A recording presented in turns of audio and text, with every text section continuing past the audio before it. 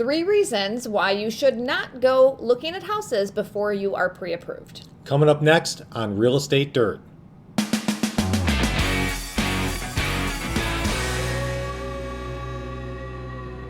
Three reasons you shouldn't go looking for your house before you're pre-approved.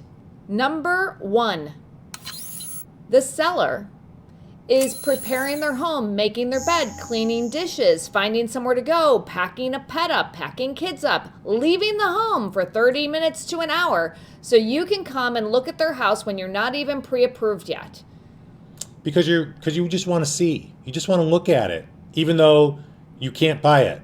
So you're inconveniencing someone and you're never going to buy that house. And you're not ready. You're not really in the market yet, because if you were in the market, you would have your pre-approval. If you don't have your pre-approval because you're still kind of looking, you're not really in the market. And we have a responsibility, ethics, to bring ready, willing, and able buyers. Now, I'm not saying that you can't find somebody in this real estate industry who's willing to show you a house without you being pre-approved, but where's the integrity in that? Where's the professionalism in that? And do you want that person negotiating your biggest asset? I don't. I don't either. Think about the inconvenience you're putting on somebody else's time. And then your realtor has to follow up and give feedback and expectations about this property. And the truth is you're not really even ready. So if you want to peek at houses and get a feel for the market, go to the open houses instead of scheduling an appointment through a realtor. Go to the open houses to get a feel for the market until you're ready to get pre-approved, okay? Number 2 reason that you can't or you shouldn't go see houses is you can't place a bid on it without pre-approval. This kind of ties back into the first one. You're basically wasting everybody's time. You're wasting all of these people's time. The people who are the sellers of the house, the realtors, everybody involved. Yeah, so let's be candid. It's not that, I know some people are like, oh, well, I'll just find somebody who'll show it to me. And there are those or realtors. I just want to take a peek, or getting pre-approved's not going to be a problem. There have been times when people say it's not going to be a problem, and it ends up being a problem. If it's so easy, and you know you're going to get pre-approved, and it's no problem, then just do it. Have it ready.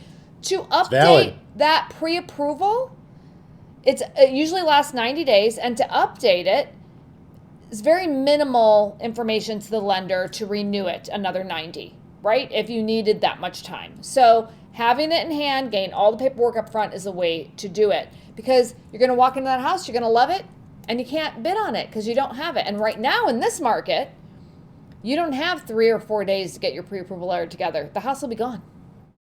I mean, there's not enough inventory to satisfy all the needs of every buyer out there. So I'm actually seeing it in some of the MLS notes. Don't bring a buyer that's not pre-approved. Yes, because it's actually a level of disrespect, and it's a, I mean, maybe one house, if I took somebody and, I find out that I'm not going to keep taking them to houses. I mean, I think everybody gets into a house or so, or maybe you meet somebody in open house or something like that. But yeah, we're not going house hunting without a pre-approval. It's not professional. You need to be a ready, willing, and able buyer, which means you're ready to move in the next 30 to 60 days when you write an offer. You have the funds lined up in place or a pre-approval letter, and that's it. So if you're not ready to move in the next 60 days and you don't have your pre-approval letter ready, you're not actually ready to go house hunting. So pretty simple. Yep. And reason number 3, like we said in the second one, you think, oh, it's no problem, I'll get pre-approved, I've done this before, it's my 20th house, blah, blah, blah. We've even seen it happen on the most experienced home shoppers. You find a house, let's say you go get pre-approved after the fact, and there is something that you didn't realize was on there. Maybe it was identity theft. I mean, who knows? There is something on your credit that is affecting your ability to get a pre-approval, or something on your credit or some sort of income situation that is affecting you to get a lower pre-approval than you originally anticipated. So now you just went and looked at a $500,000 house, but your pre-approval letter comes back at $300,000. Now, let me tell you, it's really hard to take you from seeing $500,000 houses and bring you down to $300,000. It's a hard shift to make, really hard, almost not overcomable. You're going to be so,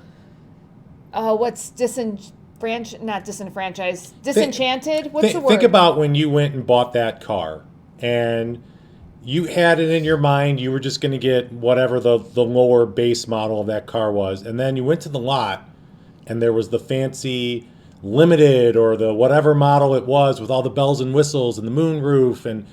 And then you look back at that base model and you're like, oh, Meh. same thing happens with homes. Yeah.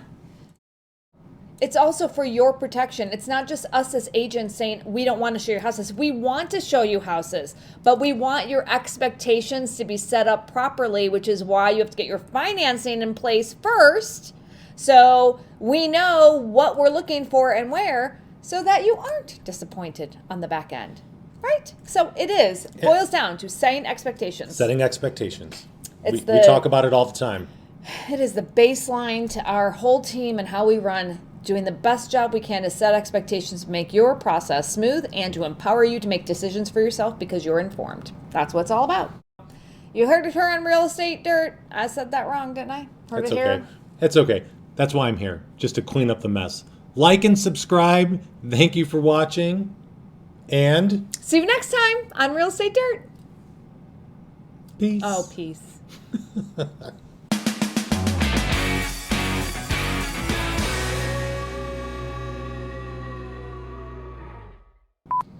I like Did you leave your glasses on for the whole last video? No, they were on my head. That's what I'm saying. Yeah. Why? When I do the thumbnail for the video, you just see your glasses and it's just your head shape changes. It's okay. Sorry. I'll put them on. You ready? Oh, good. That's what you get. And then I have to cut around. I'll put them on. All right. Comedic relief. Professional agent.